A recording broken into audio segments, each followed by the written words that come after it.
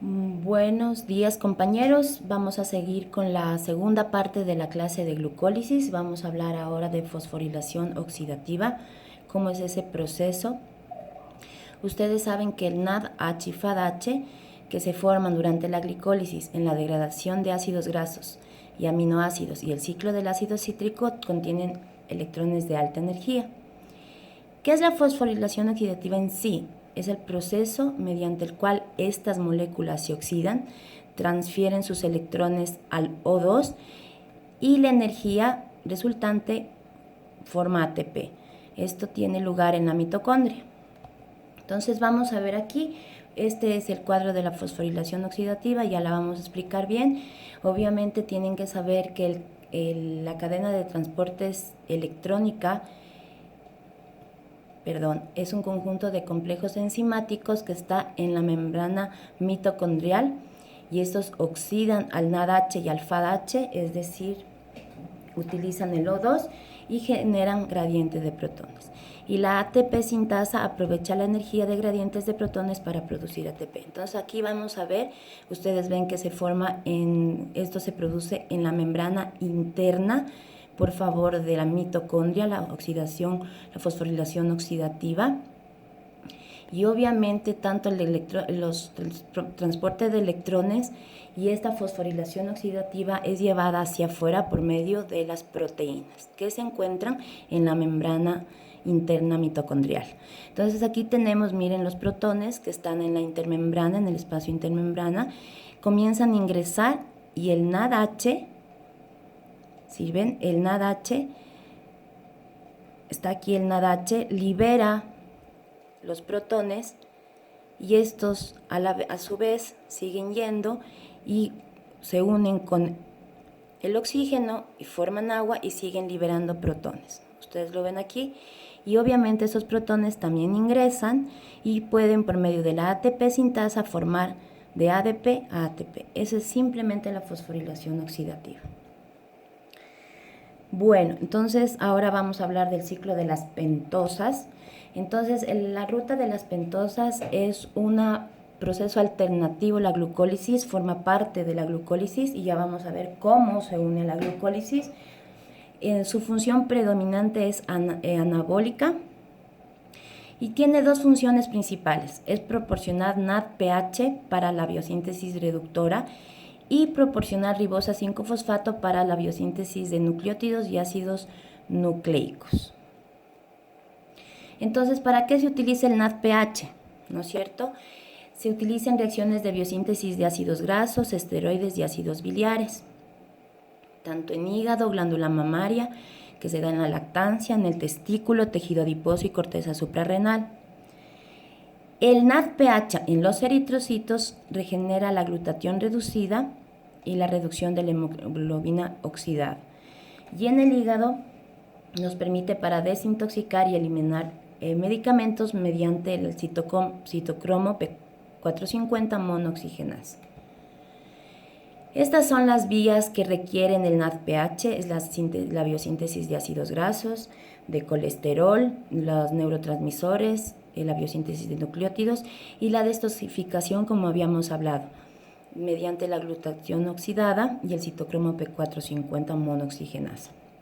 Entonces, miren, este es el ciclo de las pentosas, esto es Harper, pero lo vamos a hacer como siempre por etapas para que ustedes lo vayan entendiendo tranquilamente.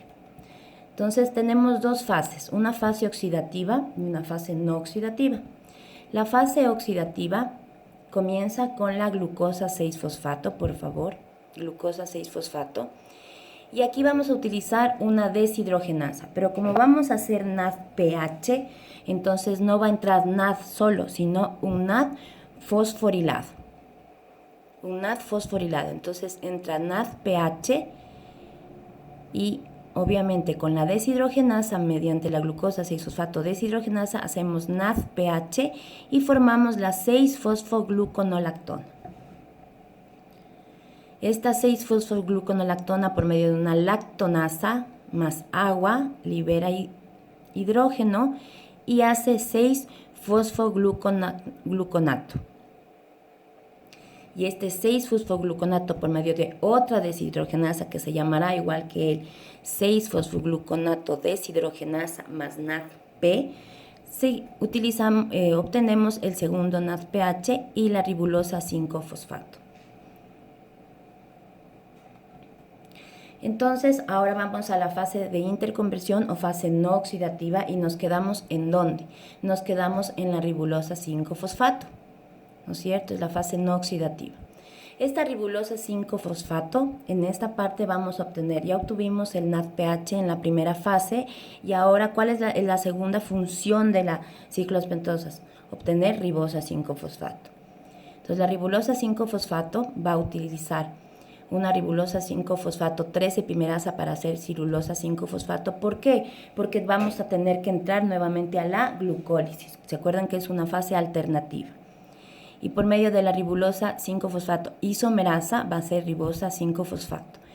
Acuérdense, miren, epimerasa, que es ser un epímero y que son un isómero. Listo, ya formamos la ribosa 5-fosfato, pero tenemos que entrar a la glucólisis, entonces vamos a seguir haciendo reacciones. La cirulosa 5-fosfato, en una primera etapa, por medio de una transcetolasa justo con la ribosa 5-fosfato, va a ser dos productos, cedoheptulosa 7-fosfato y gliceraldehído 3-fosfato. ¿A qué le suena el gliceraldehído 3-fosfato? Pues a la triosa principal de la glucólisis. Esta es la primera etapa por donde entra este ciclo de las pentosas a la glucólisis. Pero seguimos teniendo producto y tenemos que seguir entrando a la glucólisis. Entonces, la cedoheptulosa 7-fosfato más gliceraldehído 3-fosfato por medio de una transaldolasa va a ser eritrosa 4-fosfato y el segundo producto que entra a la glucólisis, la fructosa 6-fosfato. Seguimos teniendo producto y tenemos que terminar de entrar o ingresar a la glucólisis y nos queda una parte de la cirulosa 5-fosfato que junto con la eritrosa 4-fosfato por medio de una transcetolasa, ¿ya? Entramos con el segundo producto gliceraldehído 3-fosfato y la segunda fructosa 6-fosfato. Entonces, así es como el ciclo de las pentosas se adhiere al ciclo de la glucólisis. ¿Cuáles son los tejidos que tienen activo el ciclo de las pentosas? El tejido adrenal para la formación de esteroides, el hígado para la formación de ácidos grasos y colesterol, los testículos para los esteroides, el tejido adiposo para los ácidos grasos, el ovario para los esteroides, la glándula mamaria que también para ácidos grasos y en los eritrocitos para el mantenimiento de la glutatión reductasa. Ya vamos a ver qué es eso. Quiero que vean aquí solamente un ejemplo y esto no es pregunta de examen, pero cómo ustedes pueden darse cuenta que la bioquímica les va a ayudar luego en los casos. Por ejemplo, cuando tenemos una anemia hemolítica hay una deficiencia de glucosa 6-fosfato deshidrogenasa y cuando hay un síndrome de Wernicke-Korsakoff, que ustedes lo aprenderán luego, es deficiencia de la transcetolasa. Entonces, para que se den cuenta que es importante la bioquímica. Entonces, ¿cuál es la función de la vía de las pentosas en el eritrocito? ¿No es cierto? Entonces, los glóbulos rojos, como ustedes saben, necesitan mucha energía y necesitan muchas cantidades de NADPH. ¿Para qué? Para reducir a la hemoglobina oxidada. Ese es el primer punto.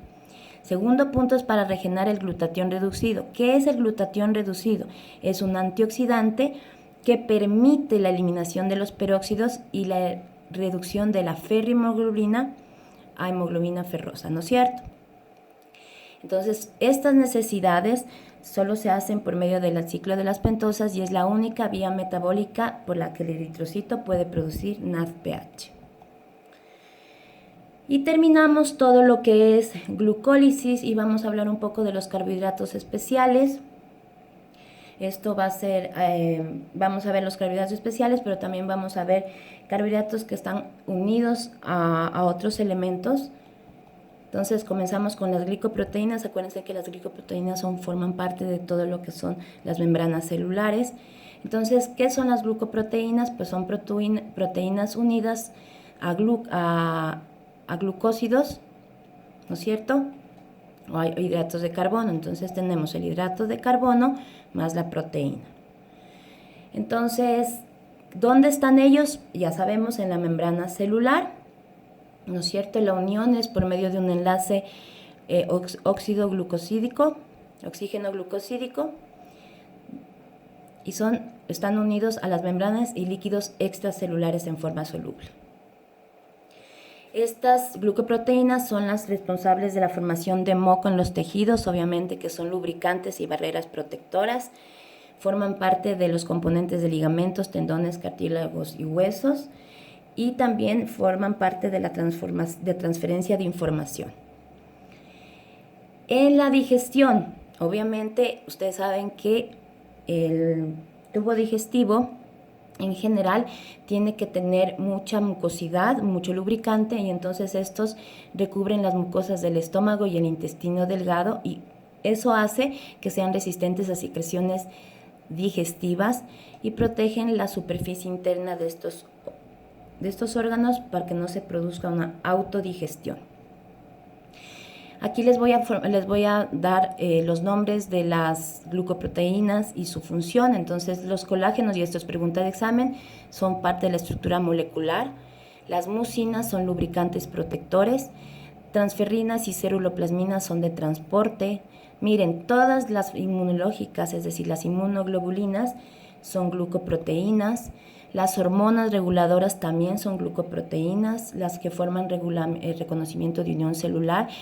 ¿Por qué? Porque las glucoproteínas impiden que las células se peguen y obviamente hay una buena interacción entre ellas, es anticongelante y pueden ser enzimáticas. ¿Cuáles son los enlaces de las glucoproteínas? Como les puede ver, un enlace nitrógeno glucosídico. Y ahora vamos a ver a las lipoproteínas. Esto vamos a hacerlo muy levemente porque luego cuando veremos lípidos y veremos proteínas, pues los veremos. Entonces, esta es una estructura de una lipoproteína. Si ustedes ven, tienen fosfolípidos, apolipoproteínas, triglicéridos, ésteres de colesterol, colesterol no esterificados, que eso lo veremos cuando veamos lípidos, ¿no es cierto? Entonces, estos complejos de lípidos y proteínas son los que transportan los triglicéridos, fosfolípidos, colesterol, los ésteres de colesterol, entre los órganos y los tejidos. Aquí tenemos una gráfica de los principales de las lipoproteínas, que son los kilomicrones, que es la más grande, VLDL, IDL, LDL y HDL. Entonces, lo más importante de este cuadro, porque cuando veamos proteínas lo vamos a ver y veamos lípidos también, quiero que se den cuenta que ustedes saben que hay una lipoproteína buena y una lipoproteína mala. Si nos damos cuenta, los kilomicrones tienen 90% de triglicéridos. Pero ¿qué pasa con la lipoproteína de baja densidad, que es la lipoproteína o la grasa mala? Si se dan cuenta, tiene 50% de colesterol y 25% de proteínas. Esta es la encargada de transportar el colesterol a los tejidos periféricos, y ese es el problema, que cuando tenemos una LDL alta, tenemos la probabilidad de hacer las placas de ateroma, ¿no es cierto? Y eso nos puede provocar infartos, trombosis. Y la lipoproteína de densidad alta, que es la buena, la grasa buena, si nos damos cuenta, tiene 55% de proteínas y 25% de fosfolípidos, entonces es la grasa buena. Vamos a ver a los proteoglicanos, que es un tipo de glucoproteína. Es la misma glucoproteína que vimos antes, pero muchísimo más grande. Entonces, esta tiene hidratos de carbono en el 95%, pero ya son oligosacáridos grandes más la proteína. Es decir, los proteoglicanos son glucoproteínas muchísimo más grandes. Entonces, aquí tenemos tres tipos de proteoglicanos que son importantes. Tenemos el sulfato de condroitín. Condroitina, ¿qué nos suena? El condrocito. ¿Qué es el condrocito? Pues es la célula de los cartílagos, ¿no es cierto? Entonces, obviamente, ¿dónde va a estar? En el tejido conectivo, en los discos vertebrales, en los cartílagos. El sulfato de dermatán, ¿a qué nos suena dermatán? Pues a dermis, ¿no es cierto? Entonces, estos se encuentran en el menisco, la aorta, la córnea, la piel esclerótica, cápsula articular y tendones, o sea, tejidos mucho más grandes. Y por último tenemos a la heparina y sulfato de parán. Es importante que sepan que la heparina no es parte de los tejidos conectivos, se une a la antiprotrombina 3 para inhibir la coagulación. Y el sulfato de parán se encuentra en todas las superficies de las células, como en el pulmón y la aorta. Listo, chicos, hemos terminado la clase, la hemos hecho en 2 partes para que tengan un poco, no sea tan pesada la clase. El día viernes tenemos examen y cualquier duda después del examen la podemos resolver en el Zoom. Que tengan buen día. Gracias.